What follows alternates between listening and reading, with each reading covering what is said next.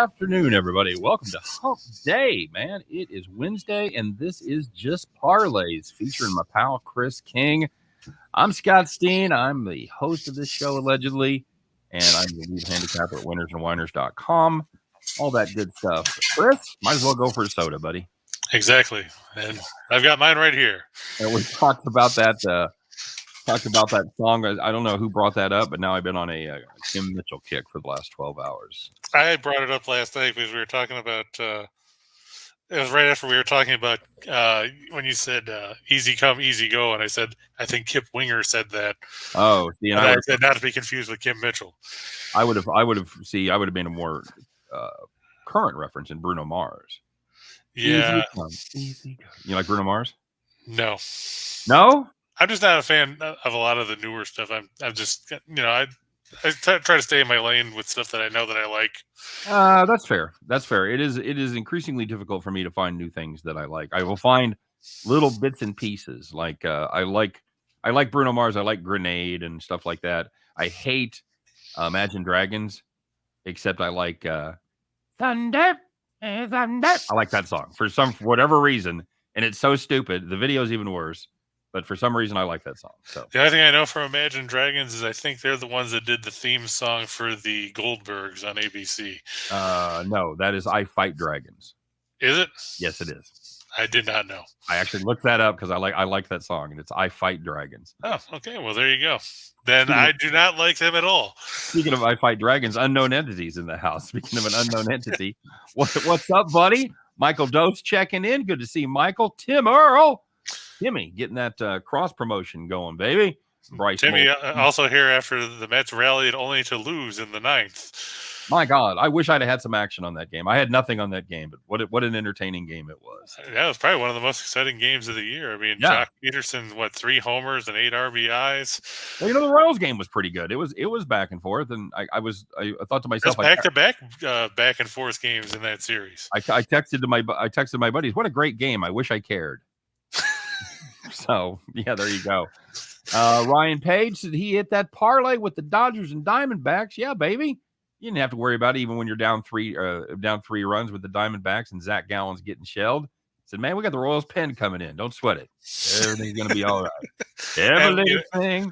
And the other thing we talked about with that Dodgers game yesterday, too, was we said that, if you didn't want to play the run line or all that, you could play the total over. Because we said that Buehler was due for some regression, and he got tagged for 3 in the first. Yep. Another game that you probably had to sweat, and then you didn't. So it's good to be here. And, of course, don't forget to like and subscribe. Smash that thumb. We appreciate the effort. Subscribe to not just the YouTube channel of the Winners and Whiners Network, but also subscribe to the Max Wagers Network as well. Why? Because there's a lot of killer content on the Max Wagers Network. Guys like Tim Earl on the Max Wagers Network, but it starts off noon every day, Monday through Friday, with Sean Higgs doing Midday Money. It is Allie Burns. Allie Burns at 1 o'clock doing her thing, Morning Wood. 2 o'clock, it's, who is it? It's Bobby the Brain Heenan and some flunky, the Brooklyn Brawler. Yeah, there you go. It's me and Chris doing our thing with parlays, and Scott and I doing Back to the Window at 3. Sean Miller brings the 4 o'clock hour around doing his soccer thing, and then Tim Earl and his twin brother Nick and Detroit Lenny. They team up with Detroit Lenny at 5 p.m. to do Game Time Decision. So now, what would they call themselves if they were in a 6-man tag match? I wonder. The losers? I don't know. Yeah, Buehler and Gallen both stunk. Absolutely, Ryan. Timmy had the Mets plus 925. Ooh, it hurts even worse than you thought it did, Chris. It does. But I can at least take solace in the fact that I said the Giants would win that game. Of course, I was talking to you and said that. I don't know why they totally nailed that one, buddy.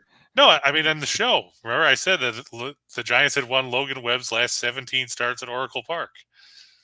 Yeah, when they were up to a 6-0 lead or whatever, I'm like, yeah, Logan Webb, there you go.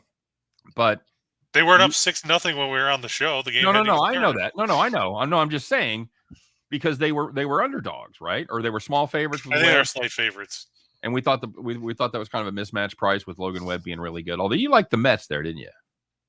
No, or did you like the Giants? I took the Giants. I couldn't remember who you took. Okay. No, Tim said that he was he was disappointed. Remember, because Bassett had a .51 ERA on the road, and Yep. the Giants had lost 5 straight, and he thought we were on drugs.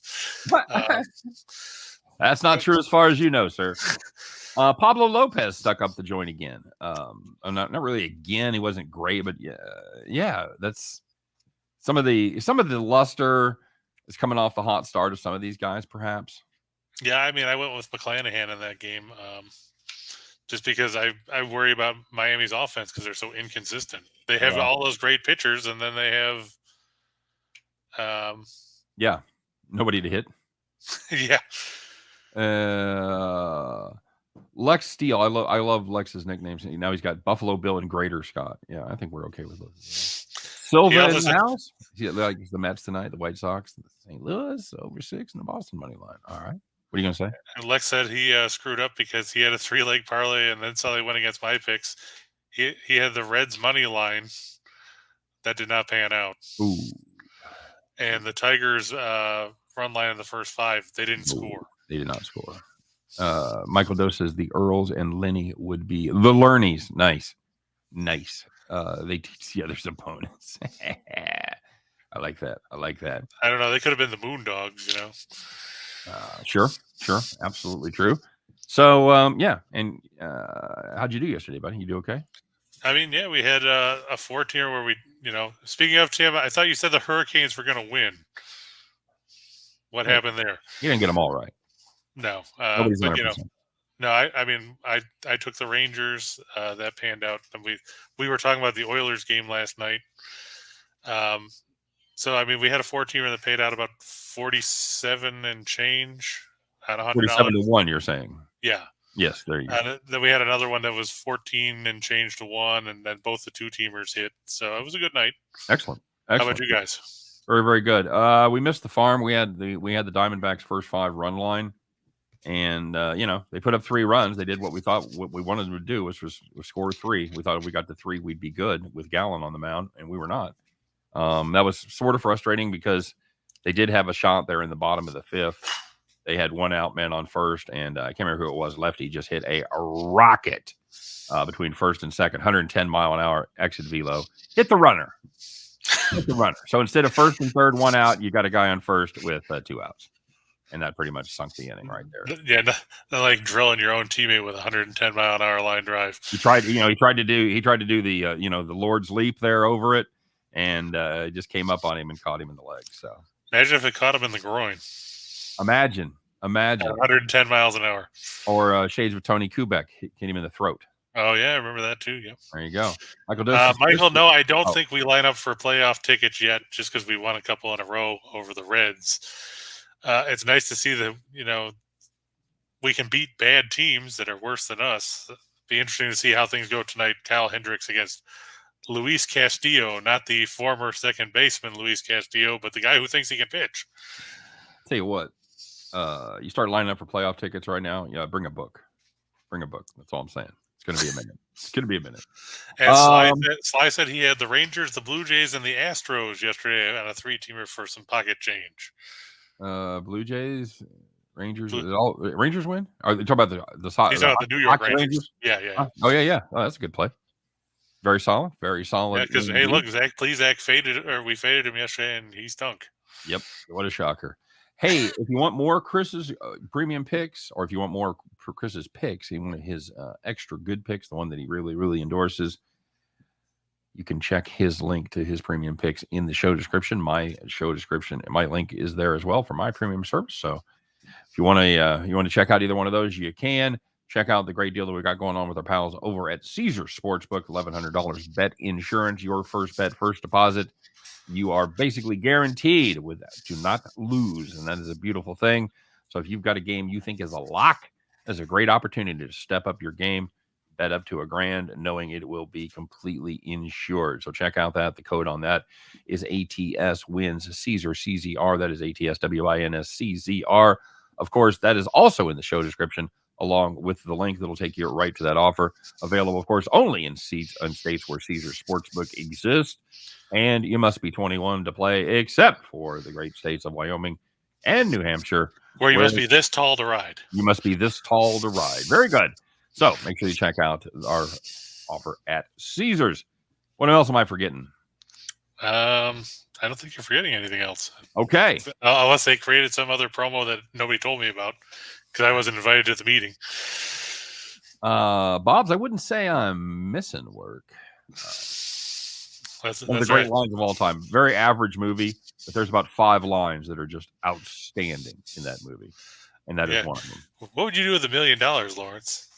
You know what I'd do? 2 chicks at the same time. Chris, I'm noticing your hat doesn't have a lot of flair on it, so maybe we could fix that. Yeah, well, I just like to do the bare minimum. I'm not like Brian. I don't need to have 47 pieces of flair. I prefer to stick to the bare necessities. Okay, let's do some stuff, man. And we've got only got one basketball, only one hockey tonight. So let's start with some baseball. Yeah, it's sad that there's all the exciting games going on right now. I know everybody was really excited to see the Rockies and the Pirates, but hey, Mitch Keller's into the Pirates now. You know what? I've been on I've been on the right side of both those games, so I can't bitch. Just because. Yeah, I had the Rockies yesterday when we talked about it because Freeland, of course, got a no decision. Has he won since he signed that new contract? I don't know. I have to look. He hasn't been great. Well, Michael, real quick, asking, are we surprised at the Edmonton-Calgary series? I think the biggest surprise in that series was Game 1 when they scored 15 goals. Yeah. I mean, we talked about it a little bit. I'm surprised of the quality of Mike Smith goaltending. Now, though he did give up that, center ice shorthanded goal last night. Well, I was going to say last night was a little bit of regression to form, but true for the most part. And then he got so half of the games he's been okay. Now that I go back, because he got hammered the first game in that 9-6 contest. But he's been good enough to win. So battle of field goals, yeah. But he held him to the 2 middle games. He held him to 2 goals each. So, but I mean, are you surprised Edmonton's up 3-1? No. I liked Edmonton at the beginning of that series. Yeah, Michael said he's shocked how badly Markstrom has played. Yeah, I mean the guy is a Vezina finalist, had 9 shutouts in the regular season, looked all world against Dallas. But as good of a team as Dallas is, that they pushed Calgary to 7 games, the Stars don't have the firepower that Edmonton brings to the ice on any given night. And the Flames have just looked ordinary defensively, and that might even be being generous. Well, we saw this same kind of thing with Grubauer last year, who was a Vezina finalist of Colorado and then stunk up the joint against Vegas. That's true. So, it's not unprecedented for sure. Michael says, I'm shocked. How badly Markstrom's played. I think that's probably, when you look at the overall body of work, I was on the Mike Smith train, but when you look at the overall body of work, I'm probably more surprised that Markstrom hasn't been better, because we put those stats up yesterday, virtually identical, within about 5% of what Smith is doing. Right. But I mean, when you looked at what he was in the first round, I mean, those numbers were way different. Mm-hmm. Mm-hmm. But like, to your point, like you said, Markstrom has been dismal. He's now 5-6 with a 278 goals against. So his save percentage has dropped. I think it was near 94 or 95% going into this series. But you're looking at, he's given up, even in Game 1, he gave up 6 goals on 28 shots. That's a 786 save percentage. Then he was at 875 in Game 2. He was at 882 in Game 3, and he was at 84% yesterday. Right. That's not going to get it done. Nope. Absolutely not. Somebody asked Cal Quantrell tonight. Don't like him. You do that one? I didn't do it, but I picked Houston in one of my sets of picks. I mean, Quantrill has been bad, but Cleveland doesn't seem to support him all that much. I mean, he's given up 18 runs in 41 innings, and he's got 1 win. Yeah, that's kind of brutal. I mean, he had a great his last outing is a great indication. He went 7, 5 hits, no walks, 1 earned. That's a 4-2 loss. Yeah, it's like a bag of dicks. Sorry, you're if you look in his last 5 starts, he's got 4 quality starts and no wins. No wins. That's right. Yeah, his lone win this season was against Scott. No, he has 1 win. The team won. He didn't get a personal win. The team won. Right, the team won, but he didn't. Yeah, no, he did not get the personal win. I don't care about that. I care about what your team does. Yeah, that was I think that game went to extra innings that day. That does that doubleheader back on May 4th. And Christian Javier, when he struggled, it's for the most part been on the road. He's been very good at home. I don't hate Quantrell as much as you and Reichel do. Reichel, I don't hate him. I just don't like the fact he doesn't get support. Chris, Scott and I have talked about this a little bit. Do you think is that just the luck of the draw for a particular season? I mean, guys don't go out there and go, Quantrell's on the mound, so let's just let's not hit today. I mean, what is that? And you see that every year. There will be pitchers that just seem to be snake bit, that no matter what they do, they just don't get any support. And then there's guys on the other side that have end up the season with 16-9 with a 4.8 ERA because every time they go out there, the team just blasts.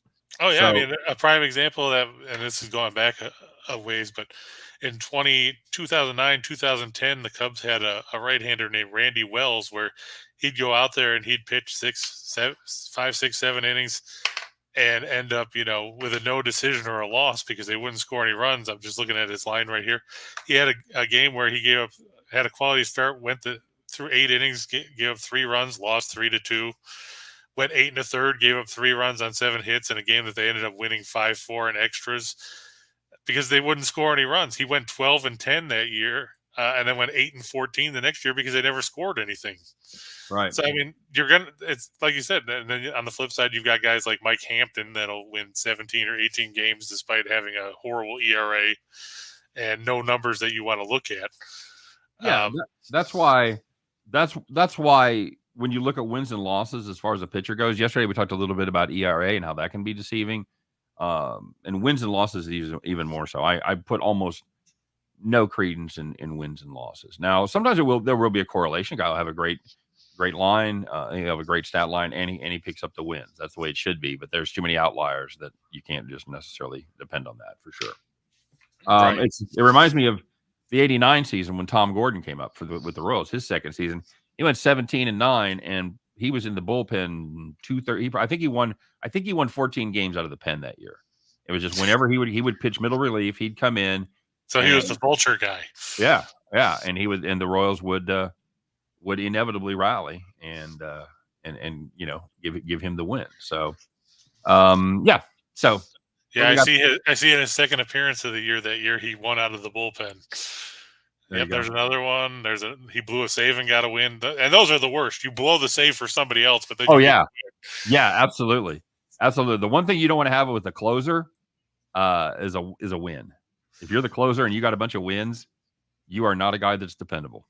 Yep. In fact, there you go. Five of Gordon's wins that year were blown saves that he ended up getting the win afterwards. There you go. Living right, baby. Living right. God, what a curveball that kid had. Holy shit. You talk about a 12-6. It just fell off the table.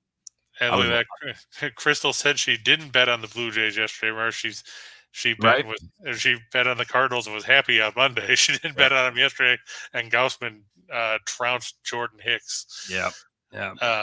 So she said maybe the win will get their bats going.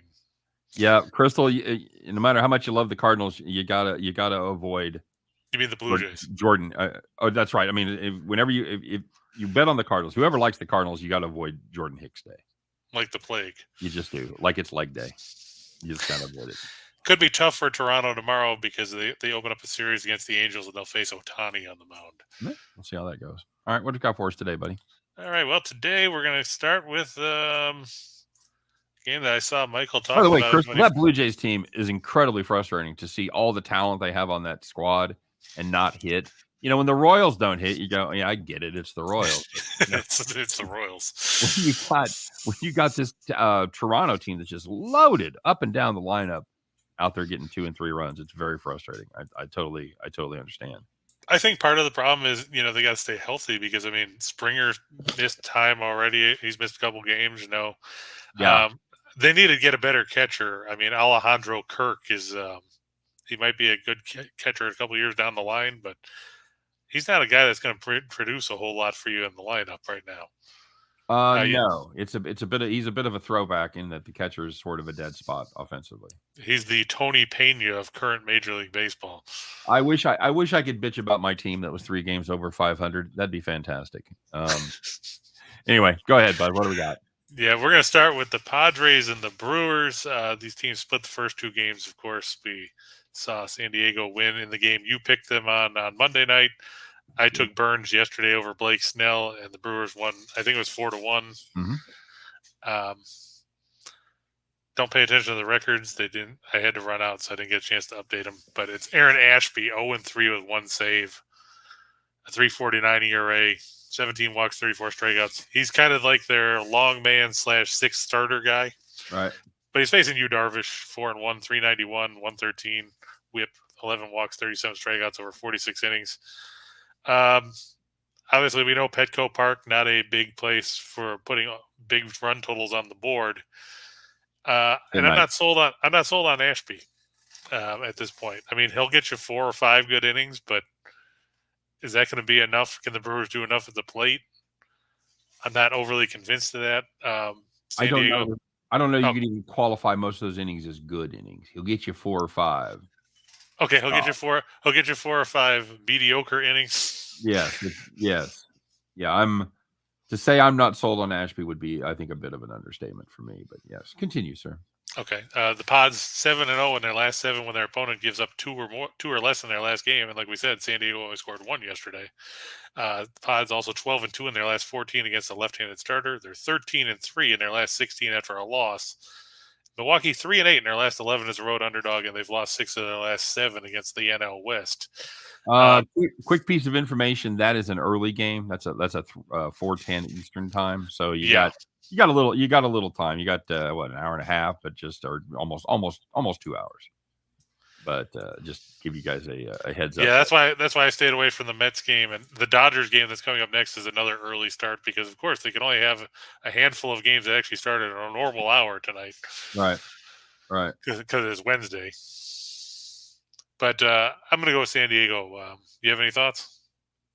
Yeah, I'm a fan of San Diego in this game as well. It's a backing of Darvish, and it's also a fade of Ashby. I wasn't impressed. Ashby just got absolutely lit up last time.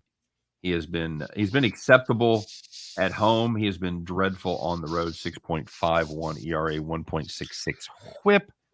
No. Cool whip. Exactly why I say it that way. Darvish is the same. He's been much better at home than he has on the road. Of course, one of these guys got to be home, and it's Darvish. So Darvish at home, 137. 0.66 whip, man. That's getting it done right there. Yeah, I'm a fan of San Diego here as well. All right. I'm a little reluctant. Lex says he's going with a Nerfy there. Yeah, I don't hate that. Okay. I just don't trust Ashby. I just don't trust Ashby. But the San Diego offense has been a little spotty. So, I was going to say they're just counting off days for Tatis to come back. Yep, it's not a night game, so you may get a few more runs than usual because at night you get that marine layer coming in there and tends to keep the ball down. But like the Padres here. Go ahead. Well, like we said, we're going to go to the other early game, and we're going to stick with it. Hey, the Dodgers have won the first 2 games of this series in lopsided fashion and going over the number. Why not do it again? Anything you want to add? No, this is my play of the day. This was my play of the day. So if you want to hear me add anything, go watch my video. No, a lot of you lay out a lot of the same way. I mean, you got 17 bullet points. So of course you're going to touch on the shit that I did, but yeah, this is just a situation where Washington's been awful. The second worst record in Major League Baseball. They have lost 14 of their last 19, I believe. Dodgers have been playing, of course, Dodger kind of baseball. They're fantastic. Urias hasn't been lights out this season like he was last year. He's been plenty good enough. Fetty hasn't been quite as bad as he was last year. He's still been plenty bad enough. There's no way to get away from a trend, and where the first 2 games ended in a 9-run defeat and a 5-run defeat. I'm no math major, but I think that's averaging 7 runs per contest. I like the run line here. I'm all over it. Yeah, and I mean, if you look, Urias bounced back from that horrible start against the Phillies, where he gave up 8 runs in 6 innings. He threw 5 shutout frames against Philadelphia on the road in his last start. He got his revenge game against them on the road. Absolutely. Yeah, and he's given up 7 homers this year, and 4 came in that loss to Philadelphia. Yeah. So you're digging down a little bit in the granular level there, a little more than I was, but you're looking at the Nationals as a home underdog. They've been dreadful. That's a 200 winning percentage. 200 winning percentage. Yeah, not good at all. And 25% in their last 52 at home. Yep. Nice how those numbers all come out like that. That's very handy. Yeah, every once in a while you catch a break like that. Right. And on the other hand, you got 42 and 19. And nothing you're doing to 61. Sorry. No, I mean, you can look at 42 out of 9, and 42 and 18 would be, a 700 clip. So it's just under that. Yep. Also known as very good as opposed to lousy. 61, a prime number, right? Yes, sir. Yeah, there you go. Yep. Look at that. Breaking out. Check out the brains on Scott. That's right. The metric system. Big brain on Brad. Yeah, I don't have much to say about this. One shitty team, one good team finishing it up. The Dodgers are certainly going to have their lapses, and they may have one today, but they go into this, and everything points towards the Dodgers. Yeah, I mean, if you look, they got as many road wins as Washington has wins. Period. There you go. I mean, and again, surprises happen. Shit goes wrong. The Dodgers aren't going to win every game. Washington's not going to lose every game. But when you look at trends and stats, there's no way to get away from this. Right. Okay. So that takes us to the one hockey game on the schedule. Unless anybody in the class has any questions about any of the other MLB games on the slate tonight, including the exciting matchup with Cody Poteet facing Drew Rasmussen in Florida. Or if you're interested in Ranger Suarez and the Phillies against everybody's favorite old guy, Charlie Morton. Charlie Morton got it figured out now, Chris?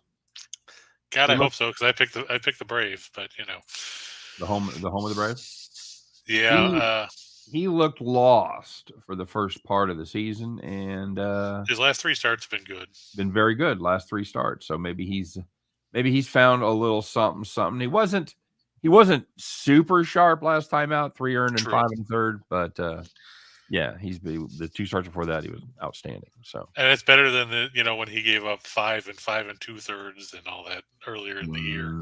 That is absolutely correct. So, and I'm still not sold on Suarez as a full-time starter. Like I said, I liked him better as a multiple inning relief guy. Yeah. I mean, he was effective as a closer. I don't know why. Is this the Phillies saying, well, we don't have anybody else, so we might as well just take this guy and make him a starter? Yes. Yes, I believe that is correct. All right. That's going to be concerning. Let's talk some hockey. All right. Well, you know which game it is, right? Yeah. Let's see. Is it going to be the Colorado game? No, it's not. We changed it. Oh, that is a surprise. Michael asked, do you take the A's plus on the run line at plus 1.5? I actually took the A's outright because I'm sick and tired of picking Seattle and watching them friggin' lose. Robbie Ray, yeah. And Blackburn's going for the A's. Blackburn pitching for the Oakland A's. No, he's been very good, man. And the thing is, what you have to look at, because I do like to look at team wins with a pitcher, and I'll tell you why, because it indicates what kind of start they had, and it's predicated then who is coming out of the bullpen. If you get the A line, the front line, the A receivers relievers coming out, or if you get the C squad. So how are you pitching? How's those first 5-6 innings going? How's the team doing in your starts? I will look at wins for the team overall with the starter, because I think that makes a difference. Did you keep your team in it even if you didn't pick up the win? And they're 7-1 in his starts. That's exactly what made me say that. So, Robbie Ray is having a very Robbie Ray type of season after busting through last year with the Cy Young. So I don't hate Oakland on the money line there. That's a great price. I'm getting plus 155. I think there's real value in that play. Yeah, because you look, Ray, he's still striking out better than a batter per inning, but his rate dropped from 11.5, which was what it was last year per 9. Now it's down to 9.5.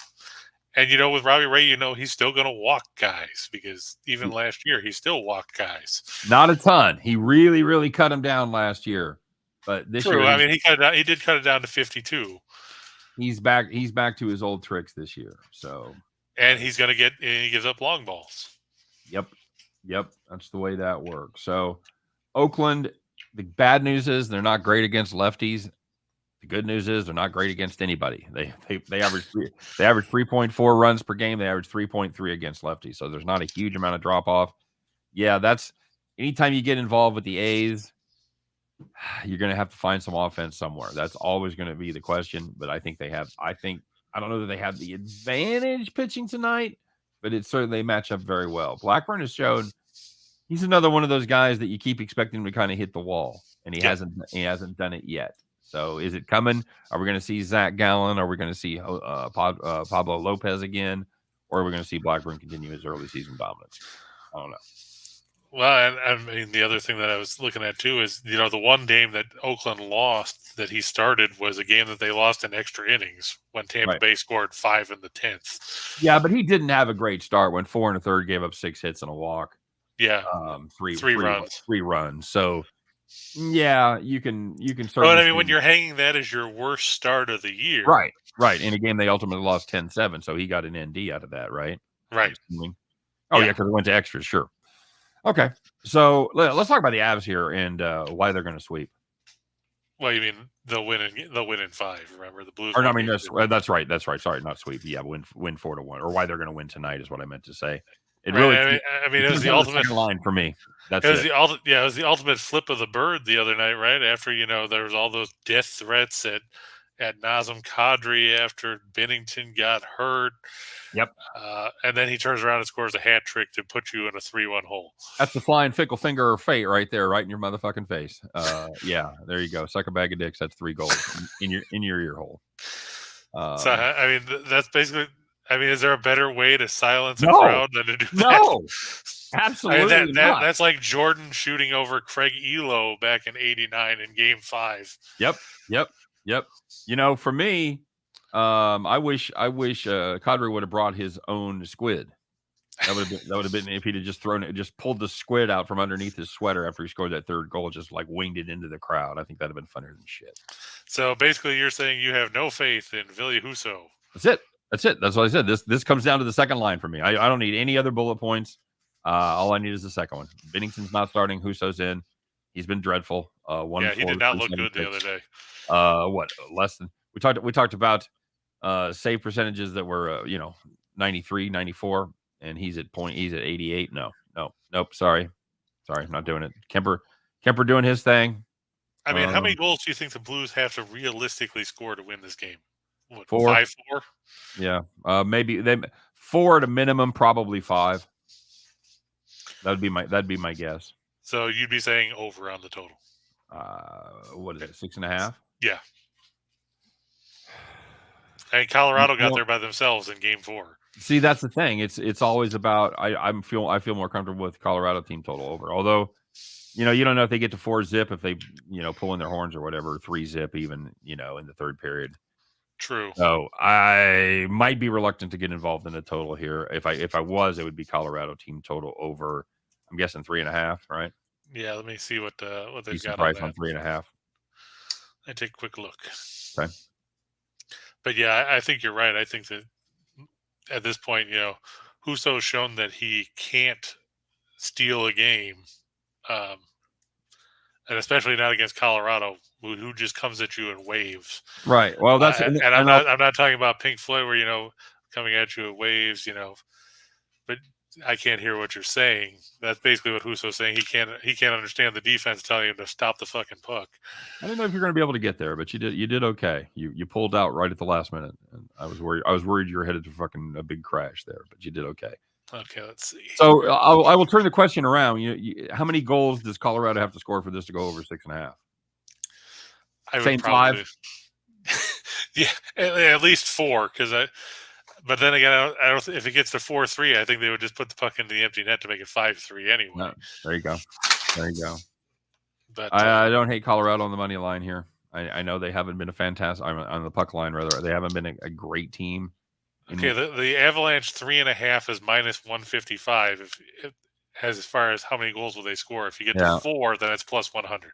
Okay, So 4 is the even money, and then 4.5 is going to be plus. Yeah, plus 145. Be tempted by 4.5. I just worry about late game shenanigans if they're up 3-0 or something. That's true. They keep the second, third, and fourth lines out there. By the way, the number for the Blues, you get almost even money at 2.5. It's at minus 110. Under. No, over 2.5 is minus 110. I'm telling you where it's going to go. Oh, gotcha. Under. Well, under 2.5 is minus 125. Under 2 is plus 150. Yeah. No, I don't want under. Well, that's just you're just asking for a push there. Right. I'd rather pay a little juice. And Brody said he hit a 3-teamer and a 6-teamer yesterday. Fuck yeah, Brody! Outstanding. That'll make your week. And our good buddy Kevin Riley, Scott, he won like $3,000 and asked us if he should buy his girlfriend a TV. I do. He blew it all yesterday on a hockey game. No, he said he bought his girlfriend a new updated 50-inch TV. She's in heaven. Outstanding. Need to get back in the saddle with a couple of single straight winners or a 2 or 3 team parlay. Well, let's see if we can cook something up for him, shall we? Hey, Chris is gone. Let's make sure I'm still here. There you go. He's got the worst screenshots. Let me see if I can get back. Let me see if I can get to. Well, we'll talk about. I'll make sure that he hits all his bullet points on this one. Talked about the goalies. Blues doing okay postseason as far as goals go. 3.3, 7th in goals against. Avalanche, they are first in goals scored in the postseason, 4.5 per game. 3rd in goals against. That's going to get you some wins, and that's exactly what they've had so far. As they cruised through the first 2 rounds so far, and this next stat shows that Avalanche 10-1. Oh, now he's really gone in their last 11 playoff games, by the way. So, let me check up on the Tim Earl says 6-3 Avs tonight. That result would not be surprising to me at all. I think Tim put it this way. I think there's a better chance the Avs get to 6 than there is the Blues get to 3. So yeah, how many shots on goal does Colorado get tonight? Looking at Husso saves. What's it at, Michael? I don't have it up in front of me. I'm going to guess it's somewhere in the 31.5, somewhere in that neighborhood. I've got to go over this Colorado team. We've seen it before. They are just absolutely relentless, and it's not just their front line. It's basically all their lines that just come at you repeatedly. Avs raced to 4 goals at minus 105. Yeah, I like that, Lex. I really do. Starting to GoFundMe for Chris and his internet. No shit. He lives in South Carolina. I don't know what they use for internet in South Carolina. It must not be ideal. I don't know if he's still using dial-up. Remember the old AOL tone when your modem's fucking hooking up? That's what I get the picture of Chris. So let's see if I got my usual Chris text that says his internet's down. Yeah, there you go. Lost the internet rebooting. 31.5 for Husso saves. Michael, I want no part of the under. I'll put it that way. I've got to play the over in saves there. Minus 130. Yeah, okay. All right. Not by much. That's man, they're wringing a lot of the value out of it at minus 130, but I'm still going to play that. South Carolina was the first state to secede.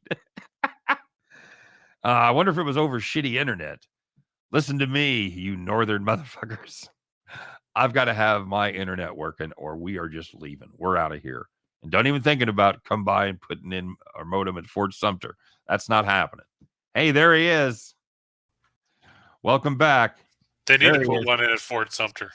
Well, I don't know what kind of internet they had in South Carolina, and Michael Dose reminded me South Carolina was the first state to secede, and I asked if it was over bad internet.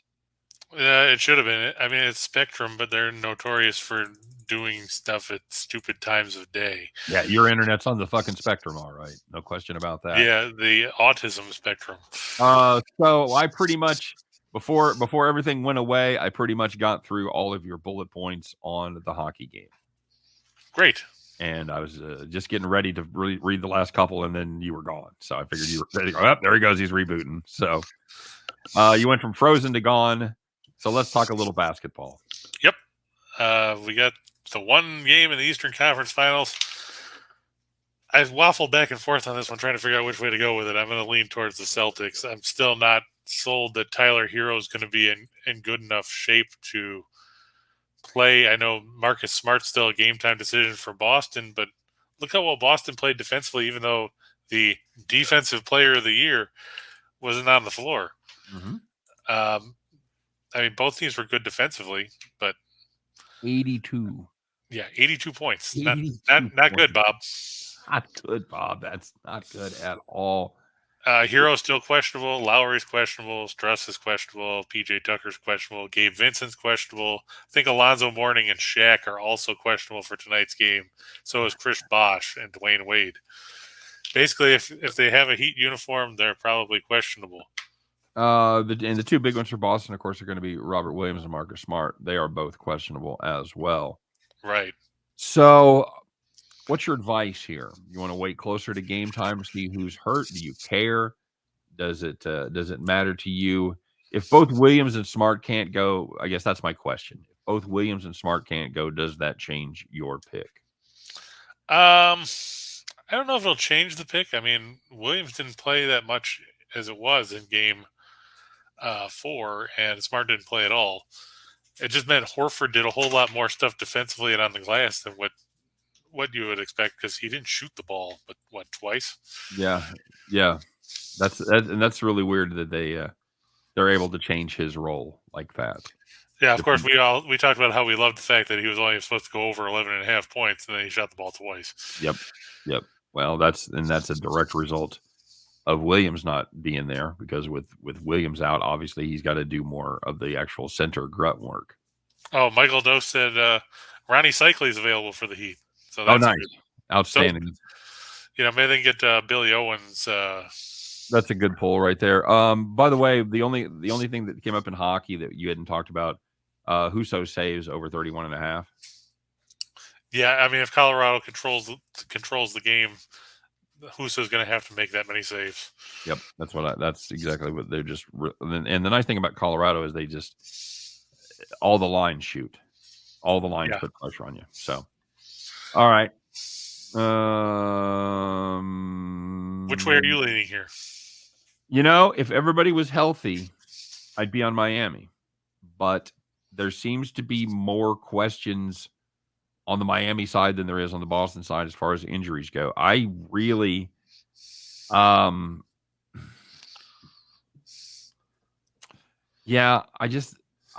have to go under the assumption that Hero's not going to be 100%, and Kyle Lowry probably won't play. So now, what do you think about Butler? Do you think Butler, is there more to this knee soreness and everything than they're letting on? Because, I mean, he looked pretty listless the other night. I would like to come on the show every day and tell you about my inside sources that I have in the NBA. I do not have those sources. So no, I'm just asking for your opinion. Well, my opinion is driven by what I see on the injury reports. And he's not on the injury report, so I have to go into the assumption that he's at least good enough where he's not taking extra treatment and they don't expect it to be a problem. Now, is there more to it? Like you said, I don't know. He didn't look fantastic the other night.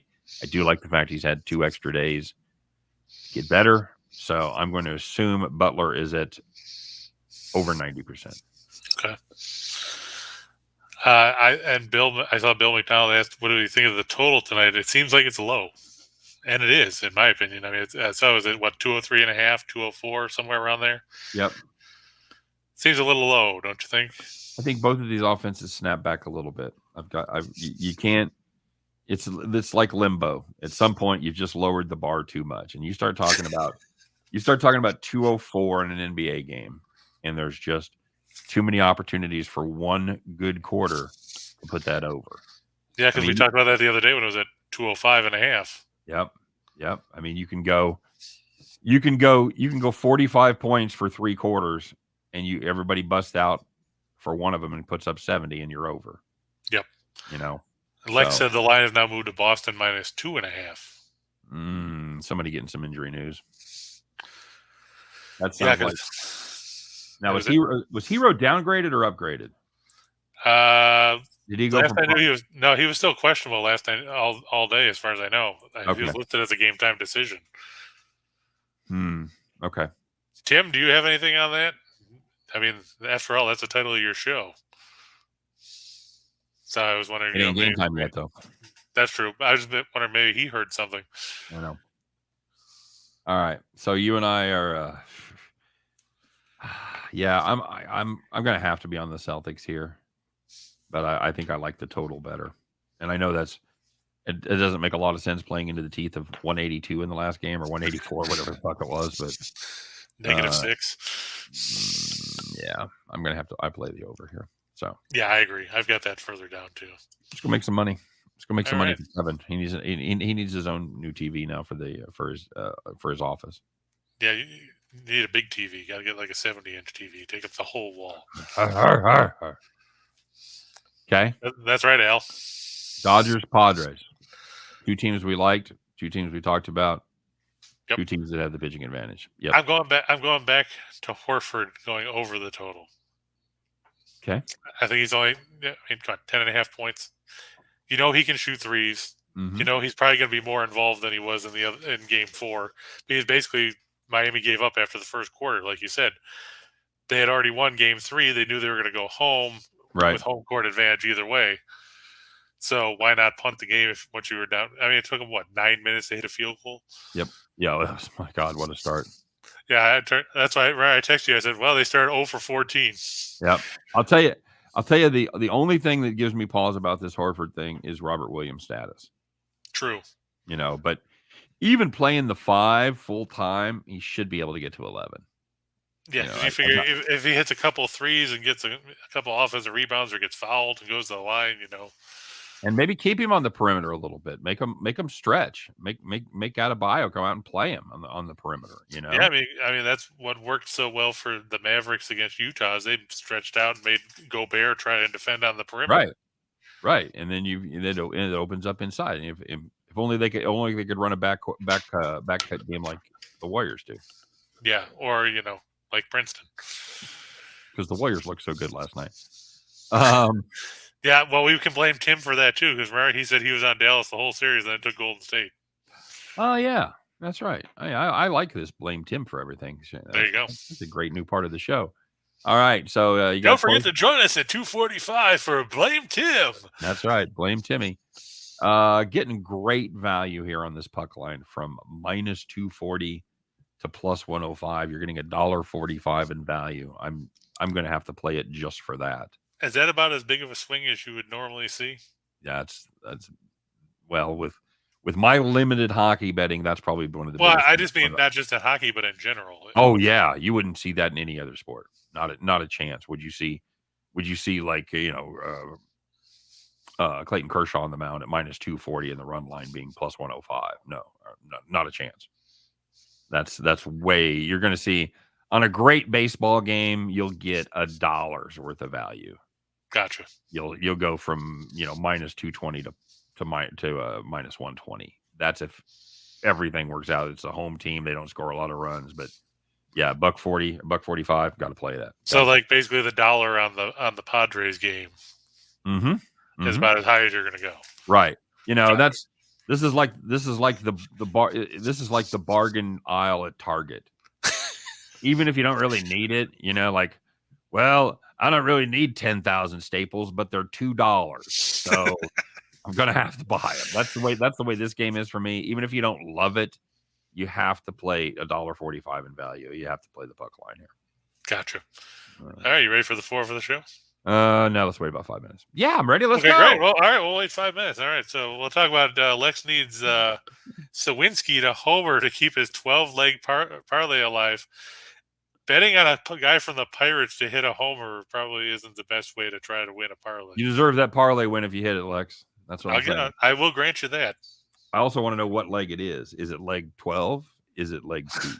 Are we just getting rolling? If it's leg 2, you might want to punt. Yeah. Can you get a cash out? You hit your 8 first leg. cents. You've hit your first leg, and now you're having a pirate to hit a home run. I'm going to go ahead and cash that out. All right, buddy. What's like that? How to be, or Who Wants to Be a Millionaire with Will Ferrell? After he gets the $100 question, you know what, Reach? I'm going to take my money and go home. I know the feeling. Lex said it's leg 1. Leg 1. Leg 1. So probably no cash out option right now. Okay, let's talk about a 4-teamer. All right, like I said, I'm gonna take the Braves with Charlie Morton. I will say officially, good luck, Lex. We're all rooting for you.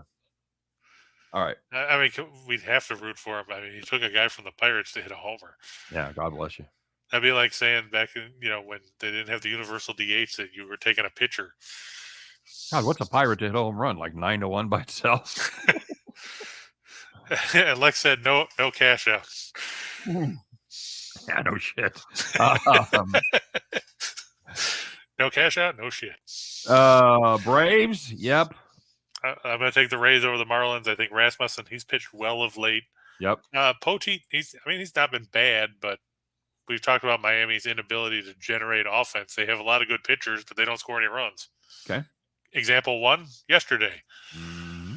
Yeah. We talked about the Celtics and the Heat, and like I said, I'm going to take Houston with Javier over Quantrill because, like we said, Quantrill pitches well, but Cleveland's bullpen isn't necessarily great, and that's another example of where they don't put up a ton of runs when he's on the mound for whatever reason. Right. I can see them not putting up runs if it was Savale because most of the time they're getting their asses handed to them anyway. Right. Okay. But yeah, that's the way I'm leaning there. Anything you want to add to any of those or disagree with them? Or... No, we've pretty much talked about most of those games already. I think we broke down the Astros Cleveland pitching matchup. We obviously broke down the Boston game. We talked about Tampa Bay and the Miami Marlins that can't score any runs. Who's on the mound for the Braves? Morton. Okay. Morton and Suarez. Yeah. Okay. Yeah, I'm a fan there. Jesus. And Sawinski just hit a 3-run homer. God damn, Lex, you're on your way, baby. Just because we see every time we talk about somebody on the show, they do something outstanding. We talked about Daniel Lynch. We've talked about Garrett Cole. Yeah, I roasted Garrett Cole. Absolutely. Yeah. We talked about Syndergaard. He pitched well the other day. I would not have thought he was in the dugout listening to the show. But see, that just shows you the kind of reach we have. Exactly. At PNC Park, they've got nothing better to tune into. He's talking to his teammates before the game. So, we're thinking about day games. I can't listen to the whole Just Parlay show. That's the worst part. No, Michael, we bought a Jeep Compass last week, so I don't have to worry about that. If you had seen the rental car, it was basically a clown car. Had pedals. Steehn saw it and said he wouldn't ride in it. No, that's a Flintstone mobile. I don't get involved with stopping a car with my feet. Can't do it. Now we'll move on to shot in the dark, and you're to blame, Chris. There you go. Hey, we had 7 out of these hit yesterday. That's pretty good. Bad, yeah. There's the A's. We talked about them. We did. I'm going to take them there. I'm going to take the Cubs for the sweep. I'm going to take Hendricks to shut down the Reds. I mean, the Cubs have scored a truckload of runs in the first 2 games in this series, 18 to be exact. I'm the other side of that. Are you? You're going to take Castillo? Yeah. Yep. I'm just worried because he hasn't looked all that great since coming off IL. He's looked. It seems like he's looked better each time. That's what I'm looking. I'm looking for improvement. So. Yeah, that's true. I had to put the Yankees down here because did you see the pitching matchup for this game? I'm trying to think if I remember it. No, go ahead. Tyler Wells against J.P. Sears. I saw Wells. I didn't see the last time I looked. It was TBD for Baltimore. So no, Wells is going for Baltimore. Or what? That's right. And then they had somebody else for the Yankees. So Sears is going. Yeah, J.P. Sears. Nothing about him. Making his 3rd appearance and first start. Do they have a catcher named Roebuck? Because that'd be great. No, they just got Trevino, I think. And why do you like the kid making his second start? First start. Or first start, second appearance. Sorry. 3rd appearance, but he got a win against Baltimore. He got a win against Baltimore in relief. Okay. And it's just a matter of lineups. I think the Yankees have a better lineup. I think they can support It's a hot take there, Chris. Support the kid over Baltimore. So Baltimore, I got to give them credit. They've looked good in this series. They won game 1 outright. They went to extras yesterday. Mm-hmm. I'm going to take Ashby over 3.5 strikeouts. It's not a high bar to clear, I know. But if you look last year in AAA, he averaged over 14 strikeouts per 9. He's still averaging better than a strikeout an inning now in the majors. Right. And San Diego likes to strike out. They love it. Kind of like Reichel on a dating site. Thank you. Good night. There's the Heat Celtics. I saw it at 203.5. I saw Michael said it's at 204 now. Yeah. And Michael also said Sears will win you some Robux. Nice. I'm ashamed for not thinking of that. That's outstanding, Michael. Well done. Kudos. You get Kudos. You can get some flair from Scott's collection of dust bunnies and lint traps. We need some pins and stuff. We need some Just Parlays pins we can throw out. Yeah, I know. I told Jim that we need to get some swag. Yeah, absolutely. All right. So I'm gonna go PJ. Yeah, PJ Tucker under 7.5 points because he doesn't score. He's kind of the Draymond Green of this series. Okay. Kyle Lowry, if he plays, because like you said, he's questionable. He's gone over 4 rebounds in 4 of his 7 playoff games. If you have to figure, if you go over that number when Marcus Smart was playing, if Smart doesn't play, he should definitely go over the number. Right. We said the Blues and Avalanche over 6.5. I'm looking for the Avs to win in regulation. I like that. And Tarasenko for the Blues to have over 2.5 shots on net because God knows if the Blues are going to have a shot at winning this game, they're going to have to pump 35, 40 shots on goal. Very good. And they need their guys to step up. There you go. That's 10 for you right there, kids. Like Chris said, he hit 7 of them yesterday. So choose wisely. There is a 7-teamer in that bunch. Go find it. Yeah, it's like where's Waldo? Any final thoughts before we get out of here? No, we just want to thank everybody for being here and interacting with us because it's always good to have a live comment section and getting some good questions and some good comments. Yep. Good comedians. Absolutely. A lot of funny people out there. A lot of funny people, a lot of good sports bettors. I like that. Good combination.